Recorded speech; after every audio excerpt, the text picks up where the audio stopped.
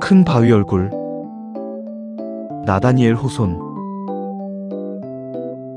여러분, 혹시 이런 말을 들어보신 적이 있나요? 사람은 자신이 바라보는 것을 닮아간다. 오늘 우리는 한평생을 바쳐 누군가를 기다렸던 한 남자의 이야기를 하려고 합니다. 그가 기다린 것은 전설 속의 영웅이었을까요? 아니면 자기 자신의 잃어버린 모습이었을까요? 미국 뉴잉글랜드의 한 평화로운 골짜기. 그곳에는 수천 년 동안 마을을 굽어 살펴온 신비로운 바위 얼굴이 있습니다. 그리고 그 얼굴을 닮은 위인이 나타나기를 평생 기다린 소년 어니스트가 있죠. 과연 전설 속의 주인공은 화려한 금빛 마차를 타고 나타날까요? 아니면 우리가 전혀 예상치 못한 곳에서 우리를 기다리고 있을까요? 이 영상의 여정 끝에 여러분은 거울 속에서 누구의 얼굴을 발견하게 될지 궁금하지 않으십니까? 이제 큰 바위 얼굴의 전설 속으로 여러분을 초대합니다. 아주 오래전 거대한 산맥이 병풍처럼 둘러싸인 어느 골짜기에 어니스트라는 소년이 살고 있었습니다. 마을 사람들은 저 높은 절벽 위에 자연이 깎아 만든 거대한 형상을 큰 바위 얼굴이라 불렀습니다. 그것은 멀리서 보면 인자하고 장엄한 인간의 얼굴을 하고 있었죠. 어느 날 저녁, 어머니는 어린 어니스트에게 오래된 전설 하나를 들려줍니다.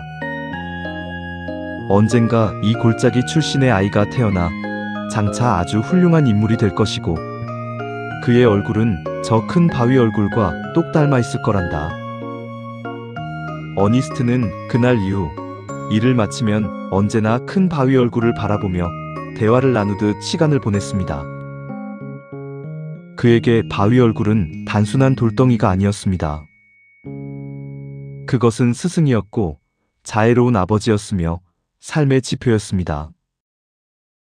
어니스트가 청년이 되었을 때 마을은 축제 분위기에 휩싸였습니다. 전설의 주인공이 나타났다는 소문 때문이었죠. 그 주인공은 바로 엄청난 부를 쌓은 자산가 게더골드 씨였습니다. 그는 고향인 이 골짜기로 돌아와 호화로운 저택을 지었습니다. 사람들은 그의 번쩍이는 마차와 쏟아지는 금화에 환호하며 외쳤습니다. 보라, 저분이 바로 큰 바위 얼굴을 닮은 분이다. 하지만 어니스트는 실망하고 맙니다. 게더골드의 얼굴에는 탐욕과 냉혹함만이 가득했기 때문입니다. 큰 바위 얼굴이 가진 자비롭고 장엄한 미소는 어디에도 없었습니다. 게더골드가 죽고 그의 재산이 바닥나자 사람들도 곧 깨달았습니다. 그는 전설의 주인공이 아니었다는 것을요. 시간이 흘러 어니스트는 장년이 되었습니다. 그는 여전히 겸손하게 밭을 갈고 이웃을 도우며 틈날 때마다 큰 바위 얼굴을 바라보았습니다. 그러던 어느 날 두 번째 후보가 나타납니다. 그는 수많은 전투에서 승리해 이름을 떨친 올드 블러드 앤 썬더 장군이었습니다. 군악대의 연주와 펄럭이는 깃발 속에 나타난 장군의 모습은 위엄이 넘쳤습니다. 사람들은 다시 환호했습니다. 드디어 진짜가 나타났다. 하지만 어니스트의 눈에는 보였습니다. 장군의 얼굴에는 용맹함은 있었지만 큰 바위 얼굴이 지닌 깊은 지혜와 인류에는 없었습니다. 그의 얼굴은 파괴와 명령에 익숙해진 딱딱한 가면에 불과했습니다. 어니스트는 이제 중년의 나이가 되어 마을의 현자로 불리기 시작했습니다. 그는 화려한 수식어를 쓰지 않았지만 그의 말에는 진심이 담겨 있었기에 많은 이들이 그를 찾아와 고민을 나누었습니다. 이때 세 번째 후보가 등장합니다. 그는 바로 올드스토니 피즈라 불리는 유명한 정치가였습니다. 그는 대중의 마음을 사로잡는 화술을 가졌습니다. 그의 목소리는 때로 폭풍 같았고 때로 감미로운 음악 같았습니다. 사람들은 이번에야말로 전설이 실현되었다고 믿었습니다. 어니스트 역시 기대를 품고 그를 바라보았습니다. 하지만 정치가의 눈 속에는 진실이 없었습니다. 그의 얼굴은 상황에 따라 변하는 화려한 껍데기일 뿐, 큰 바위 얼굴이 보여주는 영원한 평온함은 찾아볼 수 없었습니다. 어니스트는 어느덧 백발이 성성한 노인이 되었습니다. 그는 여전히 이름 없는 설교자로 이웃들에게 지혜를 전하며 살았습니다. 그러던 중 골짜기 출신의 한 시인이 찾아옵니다. 시인의 시는 아름다웠고 어니스트는 그의 시를 읽으며 이 시인이야말로 큰 바위 얼굴의 실체일지도 모른다고 생각했습니다. 어느 날 저녁 시인은 어니스트를 직접 만나 대화를 나눕니다.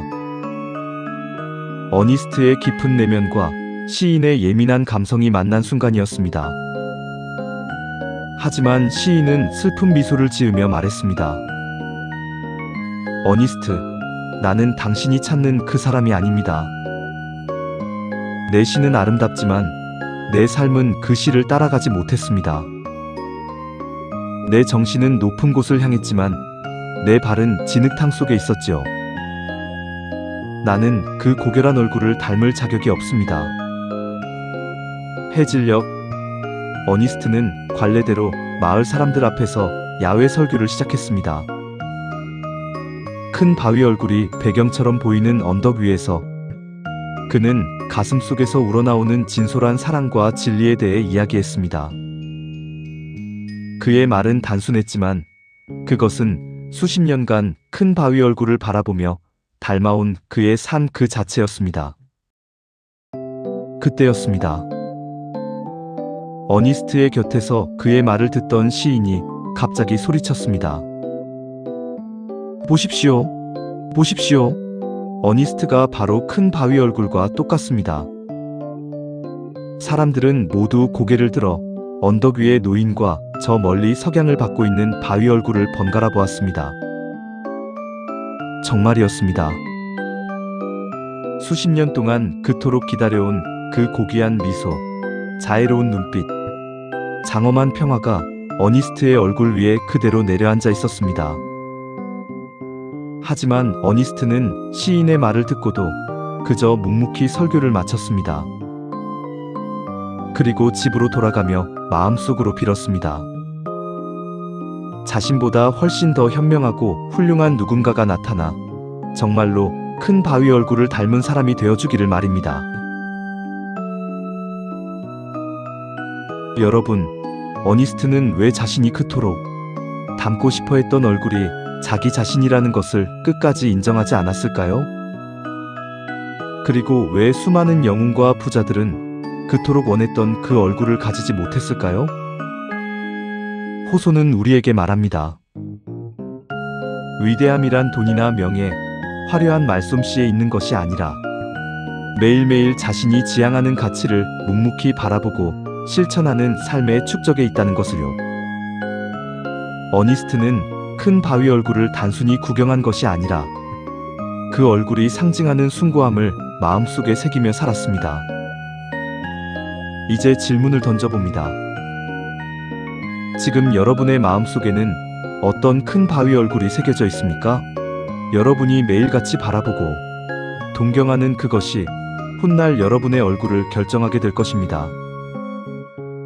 혹시 여러분도 모르는 사이에 여러분이 그토록 찾아 헤매던 그 고귀한 얼굴이 이미 여러분의 내면에서 조금씩 형상화되고 있는 것은 아닐까요?